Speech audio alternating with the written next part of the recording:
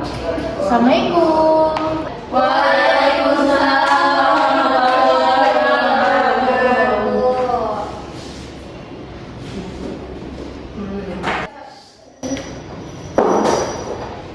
Teman-teman, gimana kabarnya hari ini? Alhamdulillah pada baik ya. Ini udah MK berapa? Satu. Oh, baru satu ya. Oh, berarti tadi siang nggak ada MK? Nggak ada.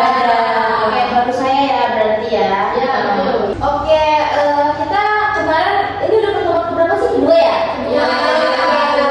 Pertemuan kemarin, pertemuan pertama kita udah berkenalan, udah bahasa PS juga ya. Berarti hari ini kita materi ya. Tapi materinya masih dari saya. Nanti saya yang akan menjelaskan. Nah, nanti saya menjelaskan sedikit materi mengenai tentang perfilman gitu. Jadi nanti untuk lebih jelasnya kan bakal dijelasin oleh kalian seperti itu. Sebentar saya buka izin share PPT dulu. Oke, hari ini kita bakal membahas materi tentang produksi film. Jadi hari ini saya akan membahas hal-hal basic atau hal-hal dasarnya saja. Nah, di sini siapa yang suka banget nonton film? Aku. Pada suka ya? Suka. Yang suka banget siapa? Banget. Oh, biasanya nonton sehari berapa kali atau berapa jam? Biasanya sih 2 sampai 3 jam. 2 sampai 3 jam. Wah, keren sekali ya. Berarti kalau kamu kan suka banget nih sama film. Iya. Sekarang aku mau nanya ke kamu, menurut kamu apa sih film itu secara garis besarnya saja? Menurut saya film itu adalah seni visual tapi secara bergerak di tubuh. Karena kan film itu ada aktornya, ada aktrisnya, terus ada alur ceritanya gitu kan. Jadi kombinasi campuran itu disebutlah namanya film. Oke, betul, benar banget apa yang kata Amal. Oke, boleh next sekarang. Nah, betul apa teman kita sebut tadi, film itu adalah audio visual, di mana itu ada aktornya, tadi katanya ada apa sih tadi? Ada aktrisnya, seperti itu. Jadi film itu adalah karya seni teman-teman. Karya seni yang menyatukan gambar, audio visual, dan alur cerita itu menjadi satu. Nah, itu disebut dengan film. Boleh di next ya kan? Oke, tadi kita udah menjelaskan definisi dari film. Teman-teman sendiri udah tahu kan tadi film itu apa. Sekarang kita lanjut ke sejarah perfilman. Nah, film itu muncul pada abad ke-19 teman-teman. Tahu abad ke-19 itu abad keberapa sih? Tahun keberapa coba? Tahu nggak? Ya, Siapa? Berapa? sekitar tahun 1800-an sampai ya 1899. Ya, oke, betul sekali. Siapa namanya? Dewi. Dewi, oke. Betul apa yang Dewi bilang, bahwasanya abad ke-19 itu tahun ke 1800 sampai 1900 teman-teman. Nah, film itu berawal dari Edward Muybridge pada tahun 1872 dan inilah beliau. Nah, Edward Muybridge itu film itu berawal dari si Edward Muybridge ini ada bahasanya zaman sekarang itu ada job desk, ada pekerjaan di mana dia itu harus merekam gerakan kaki kuda, merekam gerakan kaki kuda. Jadi mereka tuh pengen tahu kuda itu sebenarnya berjalan itu menyentuh tanah apa melayang, seperti itu kan teman-teman. Lalu Edward Muybridge pada tahun 1872 mencoba untuk merekam gerakan kaki kuda menggunakan 12 kamera.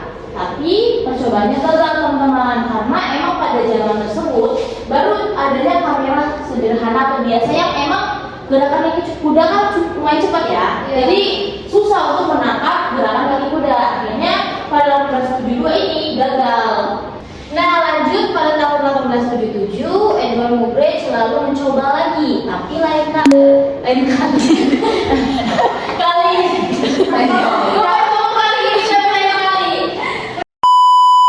Oke, lanjut pada tahun 1877 Edward Muybridge memulai lagi, tapi kali ini bekerja sama dengan Johann de Issek, yaitu ide beliau. Nah, Kali ini dia bekerja sama dengan Johan de Isek karena tahun udah mulai berkembang ya, 77 ke 72 teman-teman. Jadi si Edward Muybridge sama Johan de Isek ini menggunakan 24 kamera yang disambungkan dengan baterai. Nah, akhirnya percobaannya berhasil teman-teman, berhasil merekam gerakan kaki kuda. Nah, lanjut pada tahun 1882 itu muncullah penemu yaitu Julius Murray. Julius Murray itu dia menemukan satu alat yang bernama fotografi gun.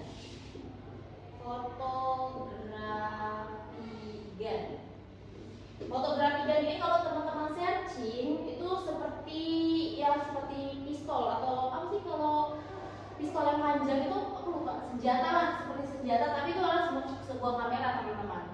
Nah, di mana fotografi gun ini bukan hanya berhasil untuk memotret 12 kaki kuda, bahkan berhasil merekam burung yang sedang terbang teman-teman pada zaman 1882. Lanjut pada tahun 1888 itu muncullah penemu Louis Lafraigne, yaitu penemu asal Prancis. Nah, dia adalah orang yang membuat film pertama di Indonesia, film pertama di dunia.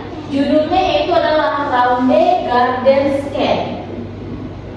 Ronde Garden Scene. Nah, film ini cuma berdurasi 2 menit teman-teman. Cuma berdurasi 2 menit. Di ini tuh filmnya itu sebenarnya bukan film pendek, tapi dia cuma menunjukkan kehidupan masyarakat Prancis yang sedang berjalan di Taman Ronde Garden ini, di Taman Ronde ini. Lalu lanjut pada tahun 1895 itu muncullah 2 bersaudara kembar yaitu Auguste Lumière dan Louis Lumière. Nah, mereka menciptakan bioskop pertama di dunia. Jadi mereka inilah akhirnya dari mereka itulah film mulai berkembang bahkan sampai ke negara-negara lain teman-teman. Nah, film masuk ke Indonesia itu pada tahun 1926. Nah, pada 1926 ini kita kan masih di jajah Belanda ya. Iya. Nah, jadi 1926 film pertama kali masuk di Indonesia di Hindia Belanda. Nah, film pertama kali tayang itu di Hindia Belanda. Dan ada yang tahu nggak film pertama di Indonesia itu apa? Saya boleh silakan. Lotong Pasaru. Betul. Jadi film pertama di Indonesia itu adalah Lotong Kasaroe. Ada yang udah pernah nonton belum? Belum. Sama saya juga belum pernah nonton. Iya. Nah, ini adalah film pertama yang ada di Indonesia teman-teman. Oke teman-teman, ini adalah sejarah, mulai dari sejarah film di internasional sampai masuk ke Indonesia. Oke, boleh lanjut Riana? Nah, sekarang ada jenis-jenis film teman-teman. Jenis-jenis film itu ada banyak sebenarnya, tapi di sini saya paparkan cuma 3 teman-teman. Yang pertama itu adalah film fiksi. Nah, film fiksi itu film yang dibuat berdasarkan karangan atau imajinasi manusia. Jadi manusia ketika punya imajinasi biasanya dilakukan lewat novel, baru habis dari novel lanjut ke film. Nah, contoh dari film fiksi tersendiri itu ada yang tahu?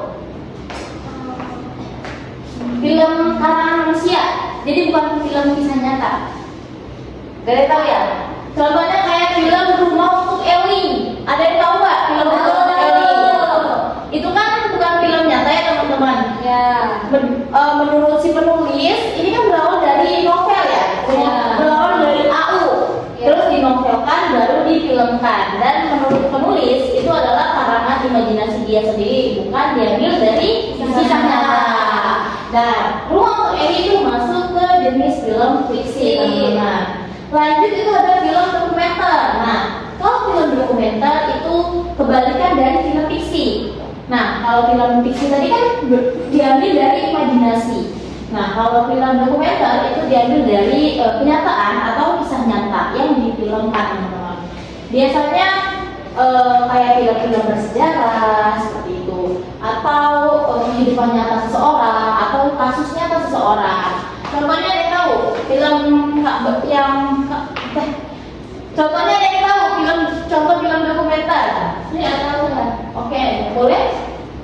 Film G30 SPKI. G30 SPKI boleh, itu adalah peristiwa bersejarah ya teman-teman, karena emang sesuai dengan kejadiannya, ada kejadiannya. Lanjut ada film Norma. Teman-teman tahu film Norma nggak?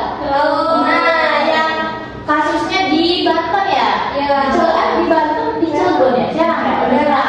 Ini film Norma.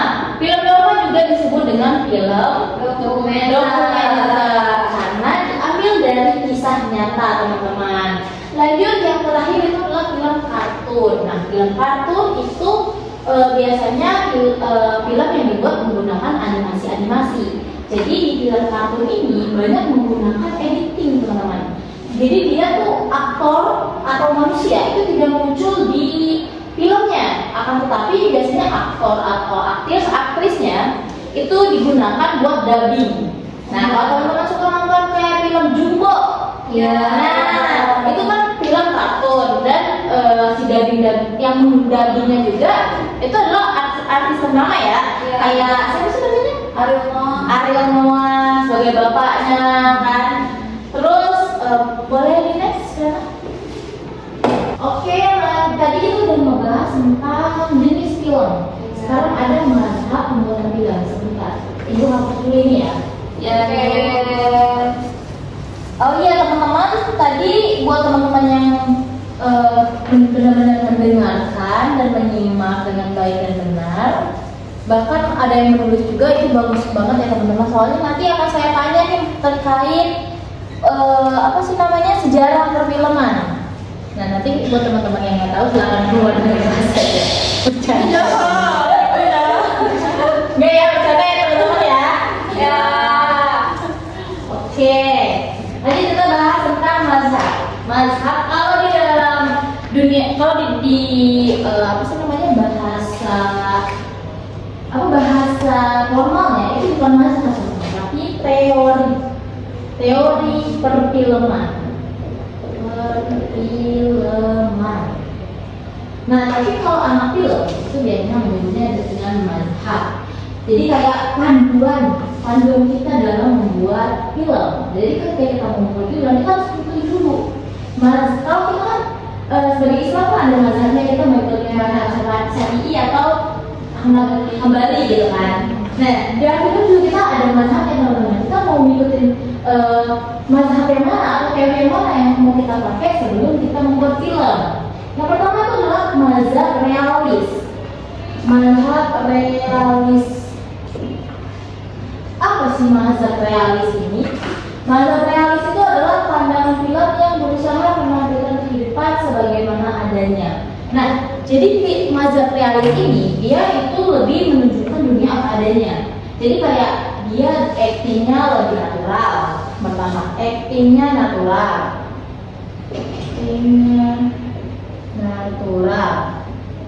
Lanjut, biasanya ini pencahayaan. Jadi direkam itu seapa adanya dunia gitu. Minim pencahayaan biasanya, minim pencahayaan. Terus dia editingnya juga nggak terlalu berlebihan, karena tadi berusaha menunjukkan dunia itu apa adanya. Minim editing. Nah, mazhab realis ini, dia contoh filmnya nih, kalau misalkan teman-teman ada tahu nggak contoh film dari realis? Kalau misalkan teman-teman lihat dari poin-poinnya, tahu nggak contoh film mazhab? Contoh film dari mazhab realis? Filmnya apa, Laskar Pelangi? Betul, Laskar Pelangi teman-teman. Karena Laskar Pelangi itu film lama ya, Laskar Pelangi itu. Contohnya itu adalah film Laskar Pelangi. Kenapa film Laskar Pelangi? Karena film Laskar Pelangi itu biasanya apa sih? Kalau misalkan teman-teman ada yang nonton nggak film Laskar Pelangi? Ada. Nah, kalau misalkan teman-teman lihat atau nonton film Laskar Pelangi, itu kan benar-benar dunia itu direkam apa adanya. Jadi nggak dilebih-lebihkan loh teman-teman. Dari pencahayaannya, dari editingnya, dari peran atau acting aktornya itu biasa aja. Kayak kenapa? Karena dia ingin menunjukkan bahwa kehidupan anak-anak Belitung itu seperti itu. Jadi kayak dunia tuh kayak gini loh. Nah, seperti itu. Lanjut ke mazhab formalis.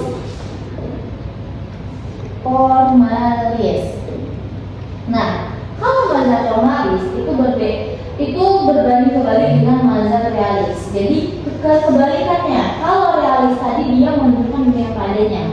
Kalau formalis ini dia lebih melebih-lebihkan. Jadi dari cara pengambilan kameranya, acting aktornya, bahkan dari segi editingnya juga dilebih-lebihkan teman-teman. Nah, yang bertujuan untuk apa? Tujuan dari mazhab formalis ini itu untuk membangun ekspresi penonton. Jadi kayak misalkan kita ketika disuruh nangis, misalkan kita disuruh nangis, ya kita nangis seperti biasa kayak tapi kalau misalkan suruh acting, misalkan suruh acting film, misalkan actingnya itu lagi kehilangan orang terdekat, otomatis kan kita harus membangun bagaimana caranya penonton yang akan menonton film kita akan terbangun, emosinya terbangun. Jadi ketika kita menangis, dia ikut menangis gitu, ikut merasakan apa yang dirasakan oleh aktor tersebut. Nah, itu disebut dengan mazhab formalis. Nah, contoh dari film mazhab formalis itu ada kebanyakan di film horor, teman-teman. Contohnya kayak Pengabdi Setan. Kan di Pengabdi Setan atau film horor itu kan pasti kayak pencahayaannya diberikan. Teman-teman tahu kan yang aturannya yang lampu nyala kan tetap gelap tuh gimana sih? Nah, tapi kalau di film karena dia pakai mazhab formalis, lebih kan jadi kayak biar kesannya lebih seram. Jadi ini lampunya nggak diredupkan walaupun lampunya yang nyala gitu. Kalau misalkan film horor, lampunya terang benderang begini ya nggak takut lah penonton. Nah, seperti itu. Jadi tujuan dari mazhab formalis ini untuk membangun emosi dari penonton agar penonton itu ikut merasakan apa yang dirasakan oleh pemain atau aktor. Nah, itu adalah definisi dari mazhab formalis. Nanti untuk lebih lengkapnya nanti akan dijelaskan oleh kelompok 3 ya teman-teman ya. Nah, selanjutnya itu adalah mazhab klasisme teman-teman. Nah, Ibu hapus dulu biar teman-teman kelihatan. Karena ini kita agak kelihatan ya PPT-nya. Ya. Tapi pernah masih kelihatan kan? Masih. Oke. Kan ya Ibu haus banget ini. Ibu izin minum ya. Ya, Bu.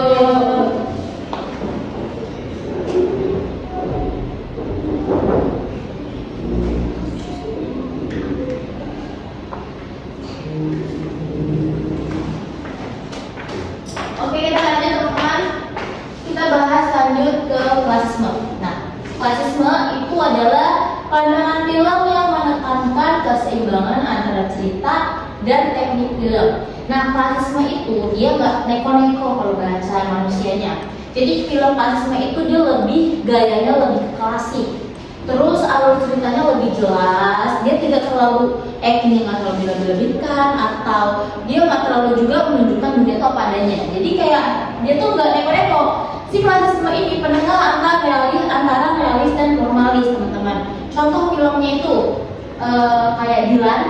Itu kan memang kalau film Dilan itu mengambil mazhab klasisme karena pertama dari gayanya yang klasik, kedua itu dari alurnya yang jelas, dan yang ketiga ya pastinya ada teknik-teknik filmnya di sana.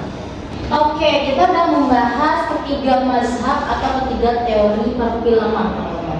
Sekarang Ibu mau nanya ke teman-teman semuanya, siapa ini sukarela aja ya siapa yang mengacung. Ibu mau nanya, menurut teman-teman siapa aja sih yang berkontribusi dalam film? Oke, boleh Diana. Ada artis atau aktor. Oke, ada artis atau aktor. Terus sutradara. Udah itu aja. Oh, dua yang tahu. Oke, boleh. Ada juga penulis skrip, ya boleh. Terus sama apa lagi? Sutradara udah belum? sutradara udah. Kameramen boleh, benar banget. Apalagi? Udah sih Bu. Udah. Ada lagi mau jawab? Mungkin? Jangan. Oke, boleh. Ada produser, Natalias, editor dan cukup. Oke, cukup ya teman-teman. Oke, tadi teman-teman udah sedikit tahu ya tentang aktor dalam membuat film itu ada siapa aja sih yang berkontribusi. Oke, boleh dilanjutkan. Nah, ini adalah orang-orang yang berkontribusi dalam pembuatan film, teman-teman. Ada produser, tadi yang disebut teman-teman, ada sutradara, penulis, kameramen, penata artistik, penata musik, dan editor. Pertama adalah produser. Produser itu adalah orang yang mengatur atau yang dalam membuat film itu dia adalah orang yang bertanggung jawab.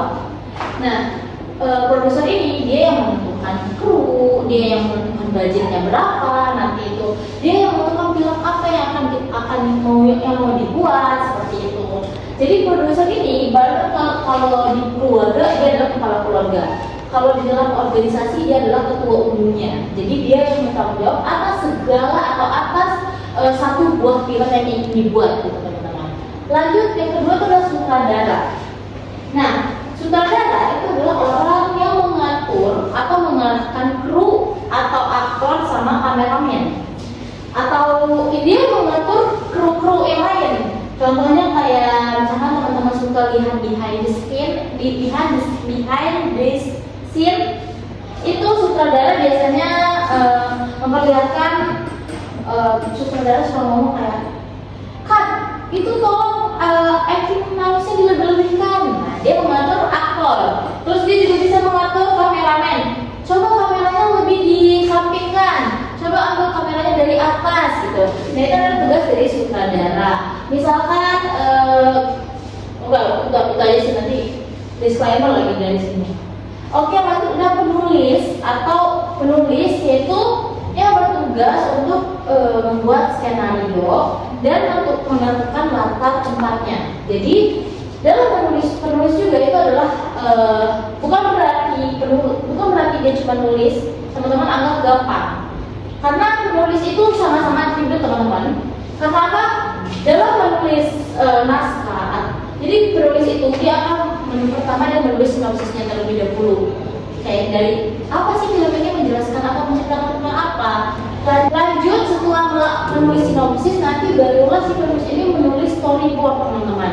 Storyboard itu buat apa? Biar nanti jadi gambaran buat kru lain, terutama kameramen, biar gak kebingungan nanti pas take atau pas hari haknya, pas kita ngerekam atau syutingnya itu.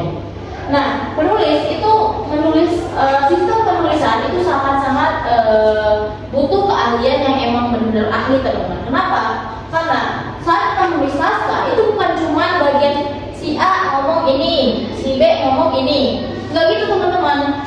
Dalam penulisan naskah nanti selengkapnya akan dibahas oleh kelompok 4 kalau nggak salah. Jadi dalam menulis naskah itu nanti ada yang namanya EXT misalkan dan INT, eksterior dan interior. Untuk EXT itu menunjukkan adegan di luar ruangan, kalau interior itu di dalam ruangan. Jadi ketika kita menulis naskah, ini saya kasih gambaran atau contohnya dulu. Misalkan EXT titik halaman sekolah, lanjut titik lagi jamnya atau pagi. Nah, ini cuma keterangannya saja, teman-teman. Baru keterangan di mana syutingnya itu di mana. Extend menunjukkan bahwa ruangannya itu di luar, halamannya itu tempatnya, dan pagi itu adalah waktunya, teman-teman. Jadi ini baru cuma sekedar apa sih namanya, menunjukkan bahwa syutingnya itu di sini sekarang atau tempat syuting itu di sini. Barulah habis itu nanti ada keterangan lagi. Misalkan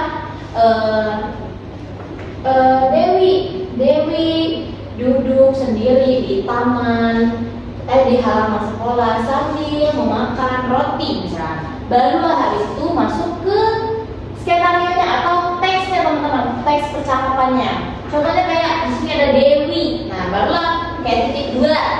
Dewi ngomong apa sih gitu. Misalkan dia ngomong, "Aduh, perut aku lapar banget deh." Nah, gitu. Jadi dalam menulis skenario, menulis itu bukan cuma sekedar tadi yang kata aku A, B.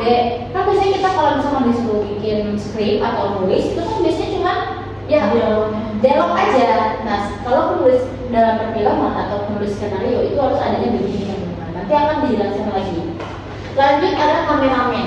Nah, kameramen ini ya orang yang merekam adegan demi adegan teman-teman. Nah biasanya Nah, lanjut ada kameramen. Nah, kameramen ini adalah orang yang merekam adegan demi adegan. Jadi potongan-potongan, jadi kan kalau misalkan merekam itu tidak sekaligus merekam teman-teman, tapi ada potongan demi potongan. Karena kalau misalkan sekaligus, ya nggak bakal jadi film gitu. Tapi harus ada potongan demi potongan. Itu tugas dari kameramen. Biasanya kameramen itu menggunakan teknik sinematografi. Sinematografi itu adalah teknik pengambilan gambar bergerak teman-teman. Jadi kayak kesini, arah nanti kesini, itu namanya teknik sinematik atau sinematografi gitu. Nah, tugas kameramen juga itu bukan cuma merekam. Kameramen harus tahu cara pengambilan kamera atau teknik dalam sinematografi. Teknik sinematografi itu ada banyak teman-teman. Kayak ada wide shot, ada long shot. Jadi kayak pengambilan kamera dari atas, bawah, atau dari jauh. Itu tugas dari kameramen seperti itu. Bahkan kalau misalnya teman-teman suka lihat BTS atau behind the scene, ya dimana ketika lagi syuting itu kameramen diputar pakai alat buat apa sih namanya biasanya kalau buat film horor tuh, jadi kameramen tuh putar buat merekam si aktor tersebut. Jadi tugas kameramen itu bukan cuma merekam, tapi ya sibuk lah kameramen, mana dia bawa kamera segala macam, itu adalah tugas kameramen. Oke, lanjut. Tadi kita udah bahas kameramen ya teman-teman. Nah, ke penata artistik teman-teman. Ada yang tahu penata artistik itu apa? Enggak. Penata artistik. Penata artistik itu adalah bukan. Penata artistik itu adalah orang yang menata baik itu dari tempat, baik itu dari busana aktor, baik itu dari apa sih namanya make up. Itu adalah tugas dari penata artistik. Misalkan nih sutradara atau produser pengen ruang syutingnya di ruangan yang gelap atau ruangan yang berantakan, ada banyak tikus di sana atau ada banyak barang-barang bekas. Nah itu tugas penata artistik, dia yang menata ruangan tersebut. Misalkan nanti penata artistik naruh misalkan kaca-kaca pecah atau tikus-tikus mainan, intinya ngedit ruangan lah bahasanya. Jadi itu adalah tugas penata artistik. Terus juga penata artistik juga menentukan busana atau baju yang pakaian yang dipakai oleh aktor. Misalkan lagi syuting film anak sekolahan, nah itu tugas penata artistik yang memilihkan seragamnya. Terus pasti kan aktor itu di make upin kan, walaupun senatural mungkin pasti tetap di make upin. Apalagi kalau misalkan adegan atau ada film action yang tujuh pojokan, misalnya ada perkelahian, itu kan butuh make up yang lebih. Nah itu adalah tugas penata artistik. Oke, kita lanjut. Ada penata musik teman-teman. Nah, penata musik ini biasanya suka musik itu sesuai dengan adegan demi adegan. Misalkan kayak ada adegan segini, baru penata musik bakal nyetel lagu sedih. Biar apa? Biar aktornya itu ikut alur dari musik tersebut. Biar contohnya nih, teman-teman pasti kalau misalkan yang tadinya nggak sedih, ketika mendengar musik sedih, jadi sedih kan? Iya. Jadi perasaannya itu ikut ke musik. Jadi musik itu benar-benar daya tariknya sangat-sangat kuat teman-teman. Makanya adanya penata musik dalam membuat film itu karena bertujuan untuk itu. Jadi penata musik ini akan menata musik sesuai dengan adegan demi adegan. Misalkan mau ngambil adegan yang menyeramkan, maka muncul musik kayak duduk, mungkin musik yang emang musik yang emang bisa membuat suasana tersebut jadi seram atau menyeramkan seperti itu. Lanjut ada editor. Nah, editor, teman-teman pasti tahu kan editor itu apa? Tahu. Nah, editor itu adalah orang yang menyatukan potongan demi potongan. Nah, tadi kan kameramen ini merekamkan bukan sekaligus. Ada potongan demi potongan. Biasanya juga teman-teman, kalau kita syuting itu gak cuma butuh waktu sehari. Teman-teman tahu nggak sih kalau misalnya bikin film itu bisa bahkan berbulan-bulan, dan itu pasti kan ada potongan demi potongan ya teman-teman.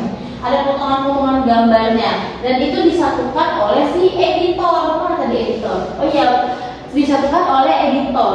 Nah, editor itu dia tugasnya menyatukan potongan-potongan gambar, terus mengedit mengedit ulang, misalkan ada bagian suara, terus edit ulang bagian pencahayaan atau efeknya, dia lebih bagus lagi dan lebih enak lagi ketika ditayangkan seperti itu. Dan editor juga yang menayangkan film tersebut. Jadi nanti editor yang setelah film selesai diedit nih, film selesai diedit, barulah si editor ini barulah si editor ini menayangkan, entah itu penayangannya mau di bioskop kah, atau di YouTube kah, atau di Netflix kah gitu. Dan di sini saya lupa satu lagi, ada aktor, teman-teman. Aktor atau aktris. Nah, itu adalah orang yang berkontribusi atau orang yang berperan dalam film tersebut. Nah, aktor atau aktris ini adalah orang-orang yang harus profesional. Dia harus bisa menguasai teksnya, dia harus bisa menghafal skripnya, seperti itu. Jadi dari produser sampai aktor ini, teman-teman, itu memiliki peran yang cukup berat, teman-teman. Jadi dalam membuat film atau kita suka nonton film, itu emang biasanya gampang ya kita lihat dari film tersebut. Padahal dari balik film yang bagus itu ada orang-orang hebat ini yang berkontribusi dalam film tersebut, teman-teman. Nah, orang-orang ini itu tugasnya bukannya simple, bahkan tugas mereka tuh ada tugas masing-masing, tapi tugasnya itu tidak simple tugas apa yang kita pikirkan, seperti itu. Nah, aktor dan aktris ini adalah orang yang berperan, tapi beda ya teman-teman. Kalau misalkan teman-teman lihat ada orang-orang yang belakang yang cuma lewat, itu bukan aktor disebutnya, tapi figuran. Nah, figuran juga dibutuhkan, teman-teman. Jadi orang yang berkontribusi juga ada figuran dan aktor itu berbeda ya teman-teman. Nah, oke, itu adalah orang-orang yang berkontribusi dalam sebuah film atau dalam jadinya sebuah film, itu ada orang-orang ini. Oke, boleh dilanjut. Nah, ini adalah pembahasan terakhir ya teman-teman, yaitu tahap produksi. Nah, dalam tahap produksi itu ada 3 tahap, teman-teman. Nah, nanti di di UAS saya akan memberikan tugas kalian membuat film. Dan nanti teman-teman harus adain namanya tahap praproduksi, produksi, dan pasca produksi. Kalau 3 tahap ini penting untuk dipelajari. Jadi teman-teman benar-benar harus menyimak dengan baik dan benar. Nah, pertama itu adalah tahap praproduksi.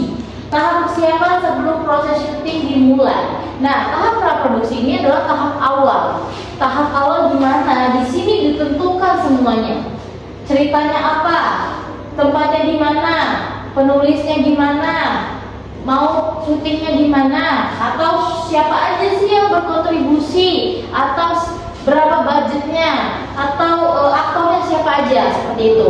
Nah, disinilah ketika kita mau, intinya apapun yang mau dipersiapkan itu adanya di tahap praproduksi ini, tahap sebelum film itu dibuat. Baru lanjut ketika tahap praproduksi sudah selesai semua, sekiranya udah lengkap, baru beralih ke tahap produksi. Tahap produksi ini adalah tahap di mana pelaksanaan atau proses pengambilan gambar. Nah, di tahap praproduksi ini baru dimulai, teman-teman. Kita memulai tadi apa yang kita siapkan, kita mulai di sini. Kita udah mulai syuting, udah mulai kru tadi udah mulai bekerja di sini. Udah mulai bekerja. Aktor udah mulai perannya, penata artistik udah mulai menata sesuatu. Intinya tahap produksi ini adalah tahap pengambilan gambarnya atau tahap mulai adegan syuting filmnya. Nah, setelah selesai syuting film, setelah kita udah selesai syuting film, barulah kita masuk ke tahap akhir atau tahap pasca produksi. Yaitu tahap setelah proses syuting selesai. Nah, pada tahap ini adalah tugasnya editor. Biasanya kebanyakan adalah tugas editor, karena pada tahap ini itu adalah tahap kalau misalkan bahasa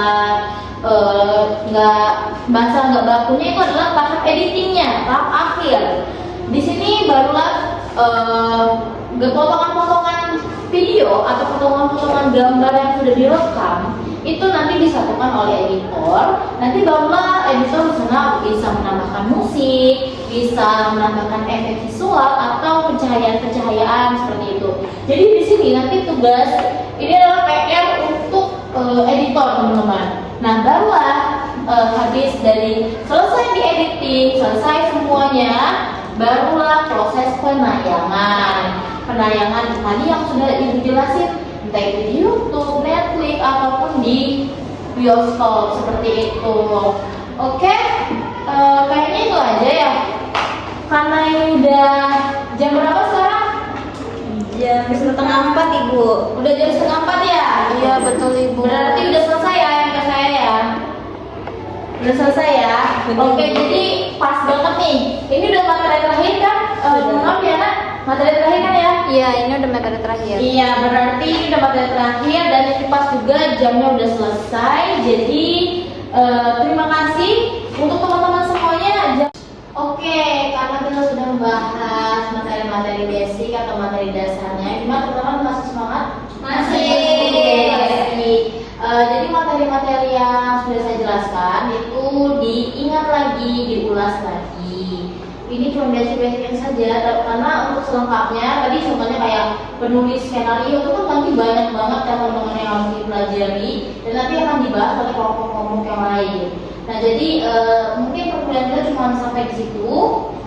Minggu depan kita udah mulai masuk ke materi pertama dari kelompok 1 ya. Iya.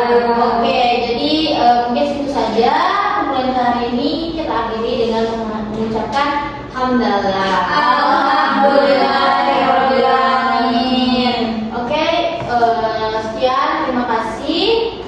Abis ini ada yang lagi? Nggak ada. Ini terakhir ya? Iya. Oke, kalau gitu Ibu izin pamit ya. Iya Ibu.